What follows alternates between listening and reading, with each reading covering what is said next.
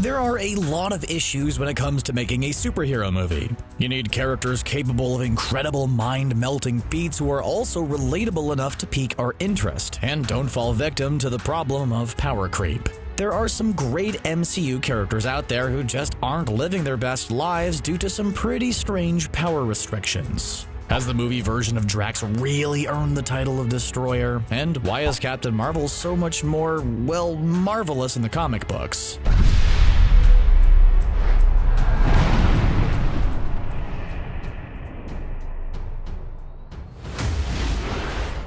Odin might be known as the All-Father, but he's definitely not all-powerful, at least in the Marvel Cinematic Universe. In the comic books, Odin is much more godlike in terms of his power. Remember that big purple guy who wiped out half of all life in the universe and defeated the MCU's entire roster of heroes except for Captain Marvel, who was apparently off on important space business?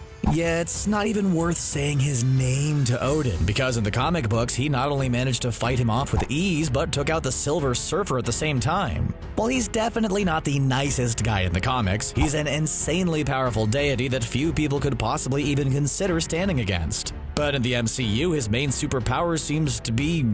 Wait, is being a bad father a superpower? Well, if it is, that's definitely Odin's main one. In the comics, Odin makes Jane Foster immortal for a bit, stands up to Galactus, and brags about how he can mop the 9 realms with a Nihilus. But in the MCU, when Odin's not emotionally scarring his kids, he's just taking a big ol' Odin sleep and getting his strength back up. We all like a nice nap, but it's hardly an impressive pastime. If the only version of the Collector you know is the one from the MCU, then you might not think it's that impressive. Sure, he has, or at least had, a collection great enough to earn him the nickname Collector, and he may be a fancy man, but he's also one who had to haggle with the Guardians over a magical orb. That might not sound like a big deal until you realize that the Collector is one of the oldest beings in the entire universe. Yeah, Thanos is pretty scary, but the Collector's immortal. That's kind of a big deal in our opinion. He can't get sick, his cells don't degrade, and as long as he maintains a positive attitude, he can regenerate any body part he happens to lose. Of course, there's always an immortality loophole. In this case, you'd have to blast all his molecules apart to take him out, but still, he's not just some random junk peddler whose greatest accomplishment is capturing Howard the Duck. In the comics, he's even able to see the future as long as he has time to concentrate on all the details.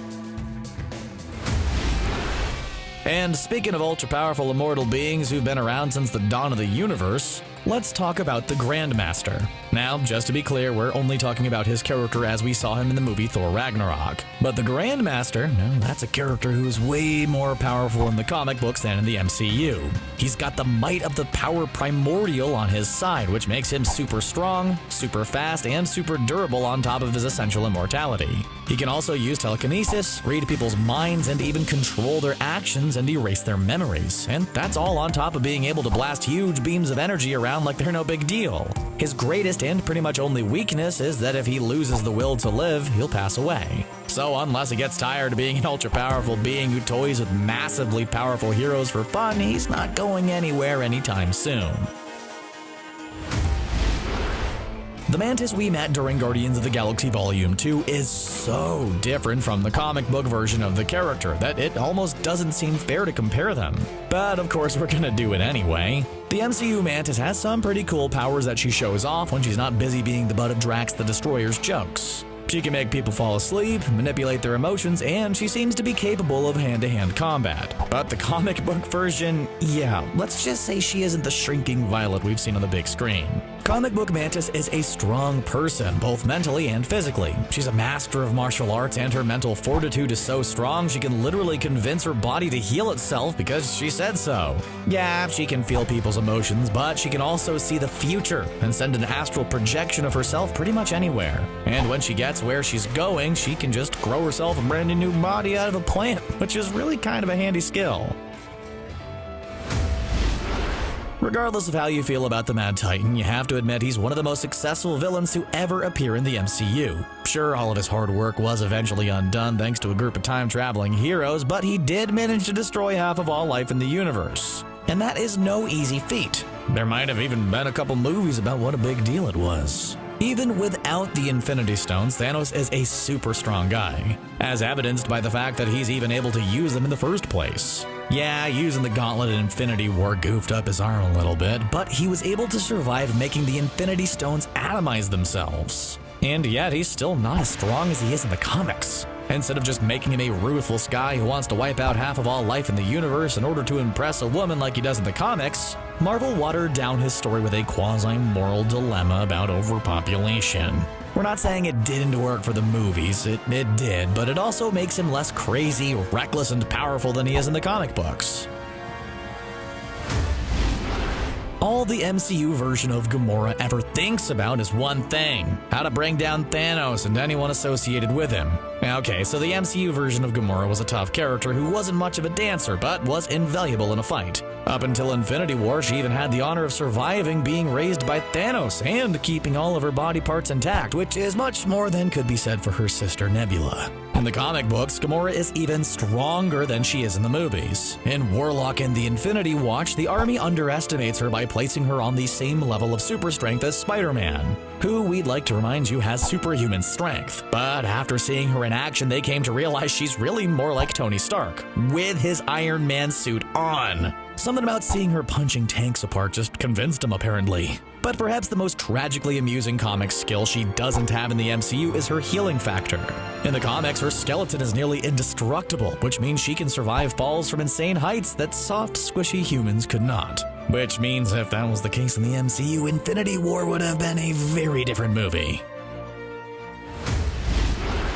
For a guy with the Destroyer in his name, the MCU version of Drax isn't all that tough. He's got a lot of muscles and rage, but that's about it. When he takes on Ronan in Guardians of the Galaxy, it's frankly embarrassing to watch, especially since he's the dummy who summoned him in the first place. Or when he tries to defeat the Obelisk in Guardians of the Galaxy Volume 2 by jumping inside it while his fellow heroes do all the work. Seriously, is anyone out there policing nicknames, or can just anybody start calling themselves the Destroyer? In the comics, Drax was once a human named Arthur Douglas, whose car got blown up by Thanos. The Mad Titan's father used his astral form to create a new being known as Drax the Destroyer, who's got cool superpowers and an unquenchable thirst for vengeance. He's crazy strong, and can create an intense aura around his body to augment his strength. Just to give you an idea of how powerful this is, it let Drax punch a hole in Thanos' chest. Unlike some other characters we've mentioned, we don't think the MCU version of Scarlet Witch is weak. She's just been criminally underutilized. According to Marvel Studios head Kevin Feige, she's capable of taking down Thanos in a one-on-one fight, which does seem in line with the hero we know from the comic books, who is so powerful she even intimidates the Phoenix Five. Not only is she a master of magic, but her talents work especially well against enemies like Ultron, who are weak against magic. Wanda's biggest weakness is really her precarious sanity, and that's often less of a danger to her specifically and more a danger to everybody else around her. Earlier, we said that Thanos is one of the most successful villains in the history of the MCU. The other one isn't a big giant alien with an army, he's just a regular dude with a serious grudge against the Avengers. We're talking about Helmut Zemo from Captain America Civil War, who managed to tear apart the Avengers and turn them against one another. Not only that, but he managed to get legislation enacted to limit what heroes can do. And he survived past the end of the movie. Hey, now that's impressive. But in the comic books, Helmut Zemo is on a whole different level of powerful, and a whole different level of crazy. He's less of a guy with a legitimate gripe against our heroes, and more as someone with certain ideas about a master race and how this line should be ruling the world. He's not just an ideas guy, he's an incredible fighter and a brilliant tactician. He also stays youthful thanks to a serum called Compound X, but as far as we know in the MCU, he's strictly human, at least so far. Unlike most of the other characters in this video, we haven't seen all that much of Carol Danvers in the MCU. In the Captain Marvel movie, she spent most of her time not even realizing that she had super cool, awesome powers, just waiting to be unleashed. Of course, once she found out, she definitely made up for lost time by punching apart a spaceship. She was also absent for most of Endgame, although when she was on screen, she was undeniably powerful. But in the comic books, Carol is a super strong hero with an abilities list miles long. She can regenerate faster than Wolverine, survive in the vacuum of space, and she doesn't need to concern herself with mundane things like sleeping and eating. Although her power has ebbed and flowed over the years depending on what's going on in the comics, she has the potential to be one of the strongest heroes out there. We're excited to see all the insanely powerful things Wanda's capable of, even if they could be either really good or really bad. Which one of these characters do you think has the weirdest power restrictions? Or is it one we missed? Share your picks with us in the comment section below, and then click on that subscribe button for more videos from us here at CBR. Bye for now.